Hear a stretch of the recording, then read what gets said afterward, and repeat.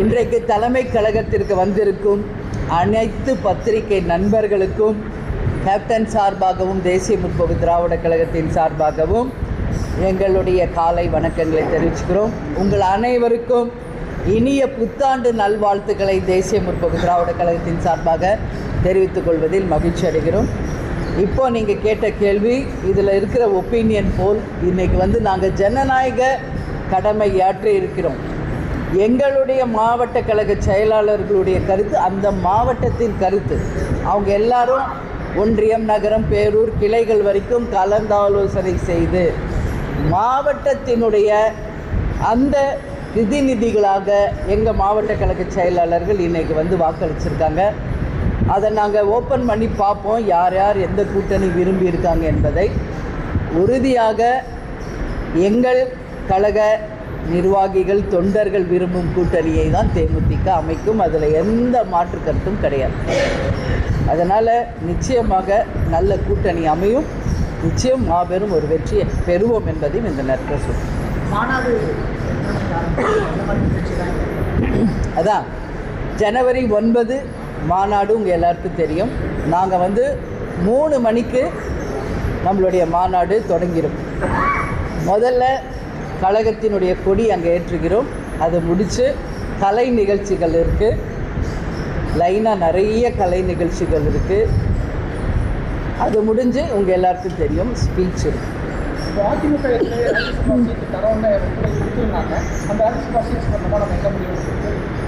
இப்போ நடக்க இருப்பது சட்டமன்ற தேர்தல். எங்களுடைய ஃபர்ஸ்ட் ப்ரியாரிட்டி சட்டமன்ற தேர்தல் தான். அது எங்கள் கழகம் விரும்புவோரோடது அந்த கூட்டணி அமையும். அது மட்டும் கிடையாது, இந்த சட்டமன்ற தேர்தலில் தேசிய முற்போக்கு திராவிட கழகம் நிச்சயமாக மகத்தான கூட்டணியை நாங்கள் அமைப்போம்.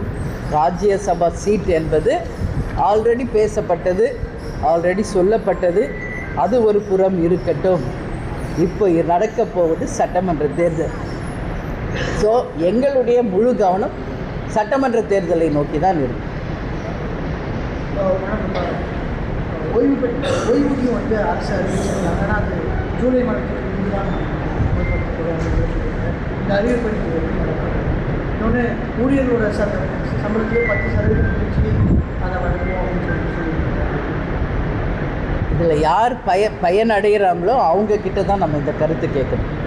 ஏன்னா இந்த ஓய்வூதியம் என்பது இன்றைக்கி நேற்று இல்லை, இது ரொம்ப ஆண்டு காலமாக பேசப்பட்டு இப்போ தான் நேற்று தந்திருக்காங்க. அதுலேயும் நிறைய கண்டிஷன்ஸ் இருக்குது. அதுவும் ஜூன் மாதத்துக்கு அப்புறம் அவங்கக்கிட்ட 10% பிடிச்சி அதில் கொடுக்குறாங்க. அப்படிங்கிறதெல்லாம் எப்படி இது ரைட்டாக ராங்கா அப்படின்னு அதை பயனடைகிறாங்கல்ல அவங்க கருத்து தான் தேமுதிகவின் கருத்து. அவங்க இதை வரவேற்றால் நாங்களும் வரவேற்கிறோம். அவங்க இது சரியில்லை, இது ஒரு ஐவாஷ் அப்படின்னா அதுதான் எங்கள் கருத்து. அது மட்டும் கிடையாது, இன்றைக்கி நம்ம பார்த்துக்கிட்டு இருக்கோம் தொடர்ந்து செவிலியர்கள், இடைநிலை ஆசிரியர்கள், தூய்மை பணியாளர்கள் தொடர்ந்து ஆர்ப்பாட்டம் நடத்திக்கிட்டு இருக்காங்க. அவங்களுக்கும் நிச்சயம் நல்லது நடக்கணும். தேர்தலுக்கு இன்னும் 4 மாதம் தான் இருக்குது. இந்த நேரத்தில் இந்த மாதிரியான அறிவிப்புகள் வருது. லேப்டாப் கொடுக்க போகிறாங்க, அந்த அறிவிப்பு வருது. பொங்கலுக்கு 3000 ரூபாய் அறிவிப்பு வருது. இப்போ ஓய்வூதியம் அறிவிப்பு, இந்த மாதிரியான அறிவிப்புகள் தேர்தலை ஒட்டி அறிவிக்கிறார்கள். அப்படி பார்க்குறீங்க? 4 வருஷமாக இது எதுவும் இல்லை. இப்போ திடீர்னு அறிவிக்கும் போது அந்த சந்தேகம். இது யூஸ்வலாக நடக்கிற ஒரு விஷயம் தானே. இப்போது 5 வருஷம் அவங்க ஆட்சி பண்ணியிருக்காங்க. இப்போ தேர்தலுக்கு 3 மாதம்தான் இருக்குது. தொடர் போராட்டங்கள் தமிழ்நாடு முழுக்க நடக்குது. ஸோ நீங்கள் இது எலெக்ஷனுக்காகவா அப்படின்னு நீங்கள் கேட்குறீங்க. நிச்சயமாக இது எப்போவுமே எலெக்ஷன் ஒட்டி நிறைய அறிவிப்புகள் வரும். அது எந்த ஆட்சியில் இருந்தாலும் வரும். அந்த வகையில் இப்போ நடக்கின்ற தேர்தலுக்கான முன்னோட்டமாக இந்த திட்டங்கள் அறிவிக்கப்படுவதாக நாம் கருத வேண்டி உள்ளது. பொங்கலுக்கு 3000 ரூபாய் அப்படின்னு அறிவிச்சிருக்காங்க. நாங்கள் என்ன சொல்கிறோம், இது ஒட்டுமொத்த மக்களுக்கும் ரேஷன் கார்டு வைத்திருக்கும் அனைவருக்கும் சமமாக போய் அந்த நிதி சேரணும் என்பதில் தேமுதிகவுக்கு மாற்று கருத்து கிடையாது. மக்கள் இன்றைக்கி ஒரு விஷயத்தை எடுத்து போராடுறாங்கன்னா அதில் அவங்கெல்லாம் பாதிச்சிருக்காங்கன்றது அர்த்தம். எனவே நிச்சயம் தூய்மை பணியாளர்கள், செவிலியர்கள், இடைநிலை ஆசிரியர்கள் பல ஆண்டு காலமாக அவங்க அந்த போராட்டத்தை கையில் எடுத்திருக்காங்க. நிச்சயம் தமிழ்நாடு அரசு அதில் கவனம் செலுத்தி அவங்க குறைகளை தீர்க்கணும்னு சொல்லி நாங்கள் கேட்போம். தேமுதிக மாநாட்டுக்கு வரக்கூடியவர்களுக்கு மற்ற என்ன ஏற்பாடுகள் செய்யப்பட்டிருக்கும்? அந்த குடிநீர் வசதியாக இருக்கட்டும், இந்த வரக்கூடியவங்களுக்கு ஏதாவது ஏன்னா ஈவினிங் டைமே ஸ்டார்ட் ஆகினா நைட் வரணும், என்ன ஏற்பாடுகள்? தேமுதிக மாநாடுனா எப்படி இருக்கும் என்பது உலக அறிந்த விஷயம். ஏன்னா 20 வருஷமாக எத்தனையோ மாநாடுகளை நம்ம நடத்தியிருக்கிறோம். அந்த வகையில் நீங்கள் கேட்குறீங்க, எல்லாமே க்ளீனாக ஆர்கனைஸ்ட் பண்ணியிருக்கோம். குடி தண்ணீர் லாரிகள், ஆம்புலன்ஸுகள், அது மட்டும் இல்லாமல் உணவுக்காகவே தனியாக ஒரு செக்ஷன், எல்லாமே ஃபயர் என்ஜின்ஸ், எல்லாமே பாதுகாப்பு விஷயமாகட்டும், தண்ணீராகட்டும், கழிப்பிட வசதிகளாகட்டும், உணவாகட்டும், ஈவினிங் டைம் நீங்கள் சொன்னீங்க எல்லா ஸ்நாக்ஸ், டீ, காஃபி முதல் கொண்டு எல்லாமே ஸ்டால் போட்டு பக்காவாக ஆர்கனைஸ் பண்ணியிருக்கோம்.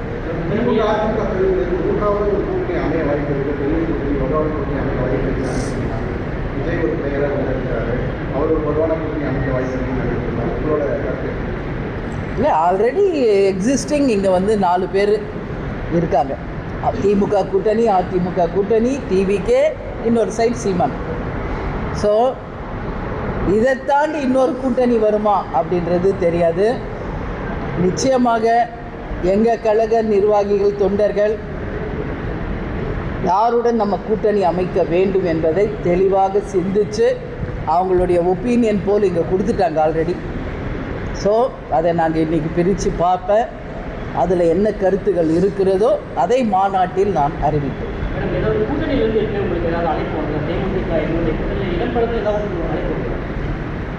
நான் ஏற்கனவே இதுக்கு பதில் சொல்லியிருக்கேன். தமிழ்நாட்டில் இருக்கும் அனைத்து கட்சிகளும் தேசிய முற்போக்கு திராவிட கழகத்திற்கு தோழமை கட்சிகள் தான். கேப்டனுடைய குரு பூஜைக்கு கூட நீங்கள் பார்த்தீங்க, எல்லா கட்சி சார்பாக பங்கேற்றிருக்காங்க. அந்த வகையில் அனைவரும் தேமுதிகவுடன் கூட்டணி வைக்க விரும்புகிறார்கள், வரவேற்கிறார்கள். அதை நிச்சயம் உரிய நேரத்தில் சரியான ஒரு முடிவை நாங்கள் எடுத்து அதை அறிவிப்போம் என்பதை தெரிவிச்சுக்கிறோம்.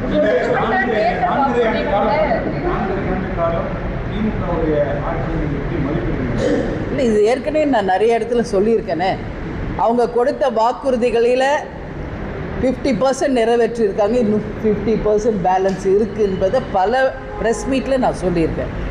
சட்டம் ஒழுங்கு கேள்விக்குறியாக இருக்குது. எல்லா இடத்துலையும் நம்ம சமீபமாக பார்க்குறோம், எல்லா இடங்களிலுமே கஞ்சா போதை விற்பனைகள், டாஸ்மாக், கள்ளச்சாராயம், சட்டம் ஒழுங்கு பிரச்சனைகள் எல்லாமே இருக்குது, இல்லைன்னு யாரும் மறுக்க முடியாது. தொடர் ஆர்ப்பாட்டங்களும் போராட்டங்களுமே இதற்கான சாட்சி. அதனால் ஏற்கனவே நான் சொன்ன பதில் தான் 50-50 நடந்தது 50%, இன்னும் நடக்க வேண்டியது 50%. 80% வாக்குறுதிகள் நிறைவேற்றியாச்சு அப்படின்னு சொல்லியிருக்காங்க அவங்க. திமுக அப்படி சொல்கிறாங்க. ஆனால் உண்மையில் சொல்ல வேண்டியது யார்? மக்கள். ஏன்னா இந்த ஆட்சி சொன்ன அத்தனை வாக்குறுதியை நிறைவேற்றிட்டாங்க. இந்த ஆட்சி சிறந்த ஆட்சியா இல்லையா என்பதை தீர்மானிப்பவர்கள் மக்கள் தான். அதனால தான் சொல்லியிருக்காங்க, மக்கள் தீர்ப்பு தான் மகேசன் தீர்ப்பு என்று. எனவே சொல்ல வேண்டியது மக்கள் தான், உடைய ஆளுங்கட்சி கிடையாது. இப்போ மாநாடு முடிந்த பிறகு பொங்கல் யாரும் எல்லாம் பிஸியாக இருப்பாங்க. தை பிறந்தால் வழி பிறக்கும். தை மாதம் பிறந்தவுடனே நிச்சயமாக அதற்கான பேச்சுவார்த்தைகள் எல்லா பக்கமும் தொடங்கும். எங்களுக்கு 4ஆம் கட்ட ஒரு சுற்றுப்பயணமும் இருக்குது. இதெல்லாம் முடிகிறதுக்குள்ளே கூட்டணியும் முடிவாகும். விருப்ப மனு ஒரு நல்ல நாளில் தலைமை அலுவலகம் நாங்கள் அறிவிக்க இருக்கிறோம். தமிழ்நாடு முழுவதும் யாரெல்லாம் தேர்தலில் போட்டியிட இருக்கிறார்களோ அவங்க விருப்ப மனுவையும் தர இருக்கிறார்கள் என்பதையும் இந்த நேரத்தில் உங்ககிட்ட சொல்கிறேன்.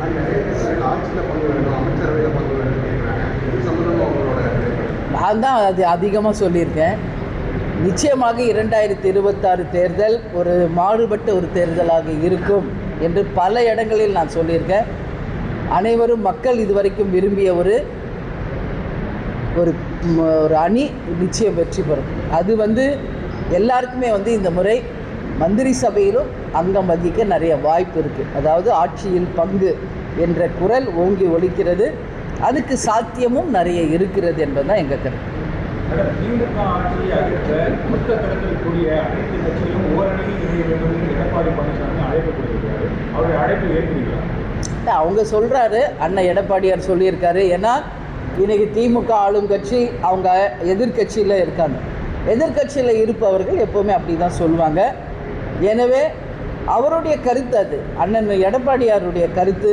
அதனால் யார் ஏற்றுக்கிறாங்க யார் ஏற்றுக்கல என்பதற்கான விடை கூட்டணிகள் அமையும் போது மக்களுக்கு தெளிவாக புரியும். திமுக ஆட்சி அகற்றணும்னு அதிமுக, பாஜக, நாம் தமிழர் எல்லாரும் ஒரு நிலைப்பாட்டில் உறுதியாகிறாங்க. திமுக ஆட்சி அகற்றப்பட வேண்டும் உங்களோட நிலைப்பாடு இல்லை, எப்போவுமே யார் ஆளுங்கட்சியோ அவங்களுக்கு தான் எல்லாரும் எதிர்ப்பு தெரிவிப்பாங்க. ஏன்னா 5 வருஷம் அவங்க தான் ஆட்சி செய்திருக்காங்க. அதனால் யூஸ்வலாக இங்கே தமிழ்நாடு ஒரு ஹிஸ்ட்ரி இருக்குது. 5 வருஷம் காட்சிகள் மாறுறது. ஆனால் ஒரு 10 இயர்ஸ் மட்டும்தான் அதிமுக தொடர்ந்து ஆட்சி பண்ணியிருக்கு. ஸோ இது நம்மளோட தமிழ்நாடு ஹிஸ்ட்ரி பார்த்தோம்னா 5 வருஷம் மாறி தான் ஆட்சி வந்திருக்கு. அந்த வகையில் ஆட்சி மாற்றம் வேண்டும் என்று எதிர்க்கட்சிகள் சொல்கிறாங்க. ஆளும் தரப்பு எங்களுடைய ஆட்சி தான் தொடரும் என்று சொல்கிறாங்க. அதனால் பொறுத்திருப்போம். நிச்சயம் இங்கே நிறைய மாற்றங்கள் வரப்போகுது. ஏன்னா இந்த நிமிடம் வரை எந்த கட்சியும் இதுதான் எங்களுடைய ஃபைனல் கூட்டணி, இவங்க தான் எங்கள் கூட்டணியில் இருக்காங்கன்னு இது வரைக்கும் அறிவிக்கலை. இன்னும் நிறைய மாற்றங்கள் எல்லாம் இங்கே வர இருக்கிறது. நாம் இவங்க தான் உறுதியான கூட்டணி என்று இந்த நிமிஷம் வரைக்கும் சொல்ல முடியாது தமிழ்நாட்டில். ஏன்னா கூட்டணியில் இருக்கிறவங்க வெளியேறலாம், புதியவர்கள் இணையலாம் என்ற கருத்து இருக்கிறது. நிச்சயம் தை பிறந்தால் வழி பிறக்கும். ஆனால் வருகின்ற தேர்தல் தமிழ்நாட்டுக்கும் தமிழக மக்களுக்கும் நல்லது நடக்கும் ஒரு தேர்தலாக நிச்சயம் இருக்கும் என்பது என்னுடைய கருத்து. அதான் வெயிட் பண்ணுங்கள். நீங்கள் எல்லாமே இன்றைக்கி உங்களுடைய அத்தனை டவுட்ஸும் மொத்தமாகவே இன்றைக்கே நான் சொல்லணும்னு நினச்சிங்கன்னா அதுக்கு வாய்ப்பு கிடையாது. ஏன்னா எங்களுடைய ஒப்பீனியன் போல் இங்கே ஆல்ரெடி போட்டாங்க. அதை பார்ப்போம். அதற்கு பிறகு தான் தேமுதிகவினுடைய கருத்து என்ன என்பதை மாநாட்டில் நாங்கள் தெரிவிப்போம். நன்றி, வணக்கம்.